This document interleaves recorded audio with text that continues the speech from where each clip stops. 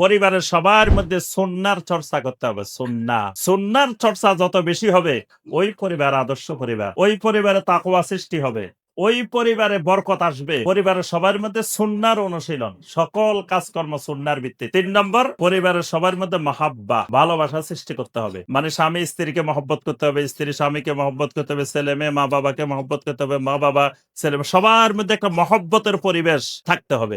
একজন আরেকজনের দেখতে পারে না। স্বামী যদি কয় উত্তর দিকে যাও, স্ত্রী যায় দক্ষিণ দিকে। একজন নাকি সবসময় ওই স্ত্রীর ধরেন উত্তর দিকে যাওয়া দরকার, তো বলতে যে তুমি একটু দক্ষিণ দিকে যাও তো, কারণ আগেই জানে যে দক্ষিণ দিকে যাইতে গেলে উনি উত্তর দিকে যাবে। এই জন্য উনি অর্ডার দেওয়ার সময় সবসময় বিপরীতটা দেন। উনি জানেন যে তাহলে সঠিকটা পাওয়া যাবে। তো এখন একজন উত্তর দিকে একজন দক্ষিণ দিকে, সম্পর্ক ভালো নাই। মা বাবার মধ্যে সম্পর্ক ভালো না থাকলে এটার বিরূপ প্রভাব ছেলে মেয়ের উপরে পড়বে। এই জন্য মা বাবার মহব্বত, মানে স্বামী স্ত্রীর মহব্বতটা বাড়াইতে হবে। এই দুইজনের মানে দোনোজনের সন্তানের ক্ষেত্রে অবদান আছে। মায়েরও যেমন অবদান আছে, বাবারও অবদান আছে। দুইজনে মিলে গড়লে সন্তান ভালো হবে। দুইজনে যদি মিল না থাকে, এটার প্রভাব ছেলে মেয়েরা দেখে ছোটবেলা থেকে। মনে করি যে আমরা এরা কিছু জানে না, এরা কিন্তু অনেক কিছু জানে। এরা আমার আপনার চেয়ে অনেক বেশি জানে।